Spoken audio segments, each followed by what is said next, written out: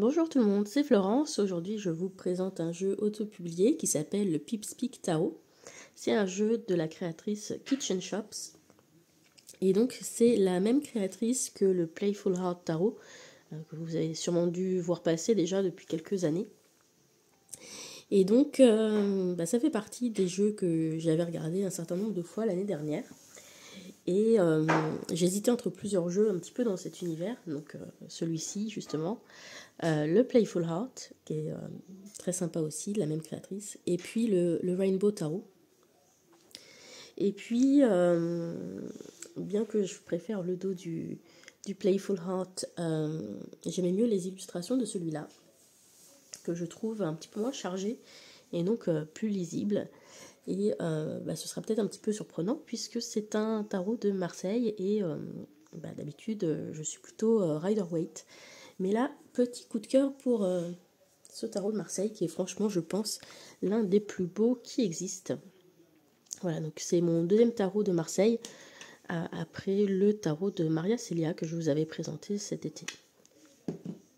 Voilà. Donc il arrive dans une boîte comme ça, rigide, avec, comme vous pouvez le voir, plein de petits inserts de doré holographique. Donc c'est vraiment très très joli au niveau de la production de la boîte. C'est une boîte tiroir. Voilà, dedans c'est très joli aussi. Et puis toute la boîte est vraiment très jolie. Voilà, il y a eu beaucoup d'attention aux détails. Et puis ça, oh, c'est trop trop choupinou. Voilà, les petites fraises comme ça. Bonjour. Voilà, vraiment très joli. Et puis l'intérieur de la boîte aussi est adorable. Avec le petit hello comme ça. Voilà, donc vraiment un jeu à craquer. Et donc j'ai eu beaucoup de chance parce que je l'ai trouvé neuf sur Vinted. Et donc sur le salon des arcanes, il est à 71 ou 74, je sais plus, plus les frais de port. Et là, sur Vinted, je l'ai eu à 60 ou 61. Donc voilà, contente. Ensuite, on a un petit livret comme ça qui va vous parler des cartes et notamment expliquer un petit peu comment on lit un Pipe Deck et un Marseille. Et je vous avais fait une première présentation en fait de ce jeu avant d'avoir lu le petit livret.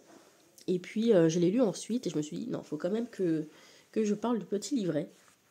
Il est petit, mais il est vraiment très très clair en fait. C'est concis, mais c'est bien expliqué. Et du coup, après avoir lu ce petit livret d'accompagnement, je vois en quoi finalement le Marseille est assez différent du Rider. Et aussi, quand je regardais des gens parler du tarot de Marseille, j'avais souvent l'impression qu'ils utilisaient le tarot de Marseille de manière plutôt divinatoire. Et c'est pas quelque chose que j'aurais fait avec le Rider. J'ai du mal à faire des lectures divinatoires avec le Rider. Et là, ça explique comment ça se lit. Et du coup, tu comprends pourquoi ça lit de manière divinatoire et comment ça se lit. Et donc, voilà, j'ai trouvé ça vraiment très intéressant. Et j'ai beaucoup aimé. Donc, voilà, je risque d'acheter d'autres Marseille quand j'en verrai d'autres de sympas. Notamment le tarot botanique de Célia qu'on attend tous avec impatience. Donc, le jeu. Je vous le montre. Donc le dos est comme ceci, donc très coloré. J'avais envie d'un jeu coloré pour cette saison. Ça faisait vraiment partie de mes envies. D'ailleurs, c'est souvent à cette saison que j'achète des jeux comme ça, plein de couleurs. Les tranches sont dorées mat, comme vous pouvez le voir, légèrement pailletées. Très joli. Mais voilà, ça laisse passer un petit peu les couleurs qu'il peut y avoir en dessous ou sur le dos des cartes. Donc je pense que comme les couleurs sont très vives, il aurait peut-être fallu plus de couches de doré pour que ce soit parfaitement uniforme. Mais honnêtement, ça ne me dérange pas du tout. Et puis les cartes, donc voilà, qui ont un fini linen.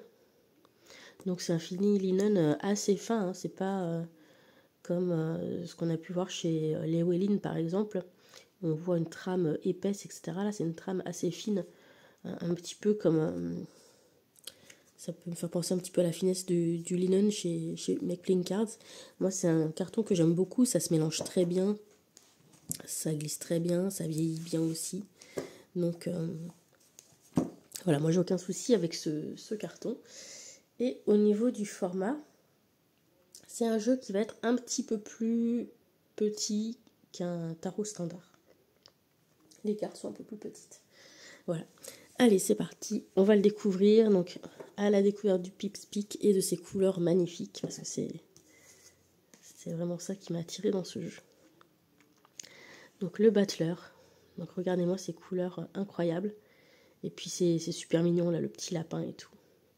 Et donc, vous verrez que sur toutes les cartes, eh bien, on a des petites étoiles en doré, des petits symboles en doré aussi. Des petits cœurs, voilà, ça dépend des illustrations. Donc, vraiment une production de qualité, quoi. La papesse, l'impératrice, qui est trop choupie. Et vraiment ce mélange là de rose et de rouge, comme ça, c'est super, super beau. C'est vraiment vif au niveau des couleurs. Ouais, les couleurs choisies dans ce jeu sont vraiment très très très très belles. L'empereur. Je le trouve parlant cet empereur parce qu'il y a ce côté très formel avec la tenue d'apparat.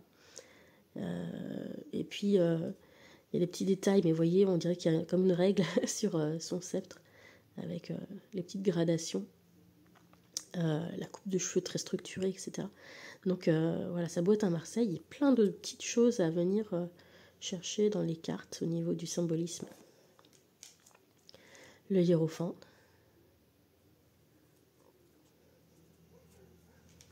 L'amoureux.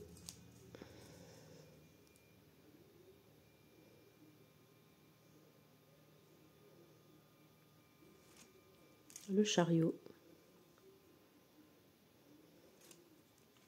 La justice.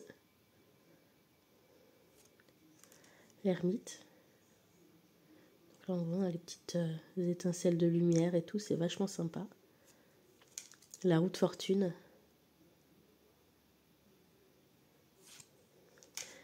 La force, j'adore cette carte, je la trouve magnifique. Le pendu. La mort qui est très, très sympathique, il fait pas tellement peur ce squelette. Il y a un petit côté mexicain, vous voyez les pains de sucre du Cinco de Mayo. Je trouve très sympa. Tempérance, très jolie carte aussi. Le diable. La maison Dieu. D'ailleurs j'ai dit la mort, mais j'aurais dû dire l'arcane son nom, puisque c'est un Marseille. Est-ce qu'elle est nommée d'ailleurs? Je n'ai pas regardé. Oui, elle est juste numérotée. C'est l'habitude du rider. L'étoile. La lune. Le soleil. Trop choupie aussi cette carte. Elle est vraiment lumineuse et les couleurs sont super, super lumineuses, super joyeuses. Le jugement. Et le monde. Et le mât. Et je sais pas ce que c'est ce petit animal, mais il est trop choupinou. Voilà. Et donc, là, nous avons passé donc, les majeurs. Et donc, comme c'est un pipe deck, hein, c'est un Marseille, voilà, on va retrouver des choses comme ça. Donc, je vais les passer en détail. Mais déjà, vous pouvez voir qu'il y a une couleur par série. Et à chaque fois, les cartes de cours vont être sur ce fond un petit peu lin, comme pour les majeurs. Donc c'est parti, les coupes, les couleurs sont juste magnifiques, ce rouge il est incroyable, donc c'est voilà, le rouge de la passion, du désir. Voilà, puis mélangé avec ce rose, d'habitude je pensais pas que c'était des couleurs qui se mélangeaient bien, mais j'adore le mélange sur ce jeu. Voilà. Le 2 de coupe. Le 3, donc à chaque fois vous avez les numéros qui sont indiqués quand même sur les cartes. Voilà, puis toujours un petit peu d'insert doré. Celui-ci me fait penser à des trompes de Fallope et puis un utérus, etc. est-ce que c'est moi qui suis ou est-ce que c'est voulu? Je sais pas. Mais en tout cas, très jolie couleur pour cette série. Le 4, le 5. Ouais, c'est trop mignon là, les petites fleurs, les petits personnages. Et vous voyez sans doute, c'est pas un rouge tout à fait uniforme, quoi. Il y a du relief dedans. Donc les cartes sont pas du tout ennuyeuses. Le 6, le 7, le 8, le 9. Vous aurez peut-être remarqué que c'est numéroté comme dans le tarot de Marseille traditionnel. C'est-à-dire qu'on ne nous soustrait rien, on ne fait que additionner. Donc normalement 9, on fait une barre devant le X du 10 hein, pour soustraire 1 à 10, mais en tarot de Marseille, on ne retire rien, on ne fait qu'ajouter. Donc on fait un 5 et puis 4 bâtons derrière. Et le 10, voilà, valet de coupe. Les petites fraises et les petites fleurs, là, vraiment jolies. Cavalier de coupe. La reine, très jolie reine de coupe. Et le roi de coupe. Excusez-moi, j'ai la grippe et j'essaie de trouver un moment où je toussais un petit peu moins pour enregistrer la vidéo. Ensuite, on passe aux épées. Donc l'as d'épée, donc magnifique la couleur. Je trouve que ce bleu pâle, ce rose un petit peu néon là, ça ressort super bien sur ce bleu électrique. Voilà, j'adore. Donc le bleu hein, qui est plus froid, qui appelle à la réflexion. Et puis on va retrouver des pensées, justement comme fleurs pour symboliser la réflexion. Il me semble que dans les coupes, c'était plutôt un petit peu comme des petites roses. Voilà. Donc le 3, le 4, le 5, le 6, le 7, le 8, le 9, le 10 d'épée, valet d'épée, le cavalier, la reine, je la trouve très intéressante avec son pantalon. Très différente au niveau de la personnalité de la reine de coupe. Et le roi, avec sa plume à la main, son trône avec un gros livre. Voilà, il y a plein de petites choses très sympas, très intéressantes. Alors, on passe à la série des pentacles. Quand on la voit comme ça, on a l'impression que le fond est vraiment noir. Mais il y a un petit sous-ton vert. Voilà, par moments, on voit des petites touches de vert, là, comme vous pouvez voir ici. Et donc là aussi, ça ressort super bien. Donc, As de pentacle, le 2, le 3, le 4. Donc là, on va retrouver le nom de la créatrice. C'est vrai que c'est souvent quelque chose qu'on va retrouver plutôt sur le 2 de pentacle. Le 5, le 6, le 7, le 8, le 9 et le 10. Donc, valet de denier, cavalier, la reine et le roi. D'ailleurs, hein, vous voyez que les noms sont en français, comme dans le Marseille, hein, avec les noms à l'ancienne.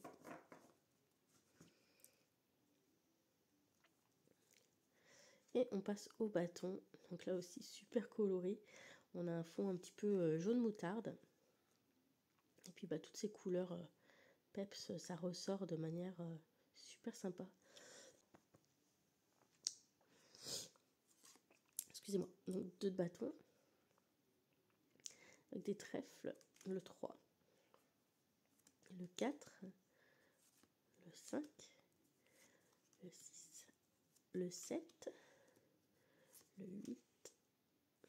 le 9, le 10, le valet, le cavalier, la reine de bâton et le roi de bâton.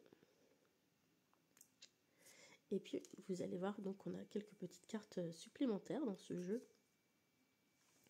Donc on en a une ici qui s'appelle le langage des oiseaux. Celle-ci qui s'appelle, je crois que c'est se laisser tenter ou quelque chose comme ça, le goût de l'aventure. Je ne sais plus exactement comment elle s'appelle celle-ci. Mais en gros, voilà, c'est d'essayer. Essaye, tu verras bien. Et on a des cartes oui-non. Donc une carte oui, une carte non. Elles sont très jolies. Et puis, on a une carte comme ça du temps, qui peut être une carte alternative de la mort. Voilà, qui nous rappelle le temps qui passe. Voilà, voilà les amis, pour ce joli Pips Peak Tarot. Donc, voilà, c'est un jeu qui s'étale à merveille, comme vous pouvez le voir. Et c'est vraiment très joli. Je vais recommencer un petit peu plus haut.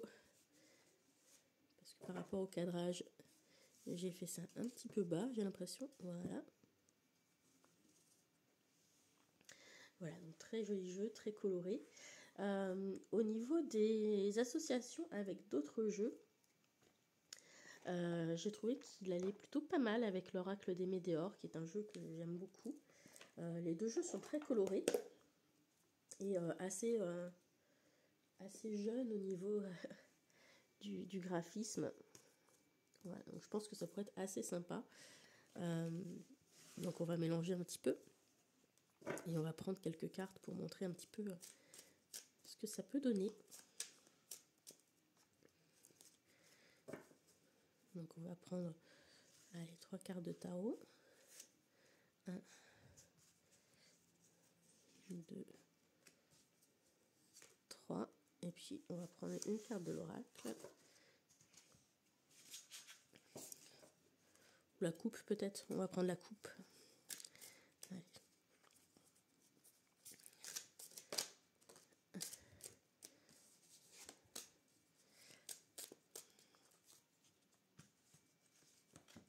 Allez.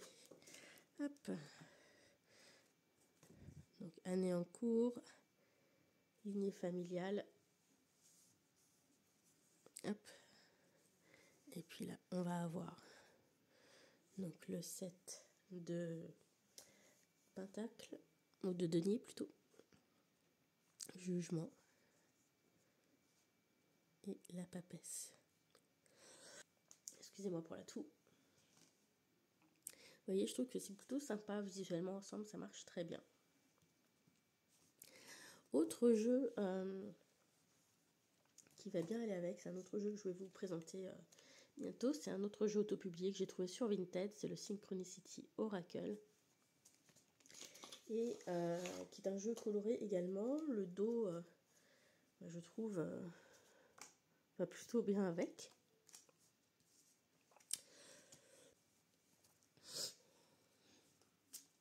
Et je vais vous montrer un petit peu ce que ça peut donner. On va refaire la même chose.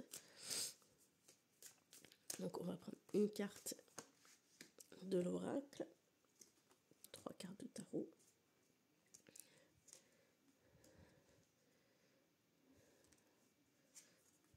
Hop. Donc valet de denier, as d'épée et 10 de pentacle. Et ici, planter les graines. Ça va bien de planter les graines avec le valet de denier, je trouve. Voilà. Donc je vous en sors quelques-unes pour vous montrer un petit peu les couleurs de ce jeu. Hop.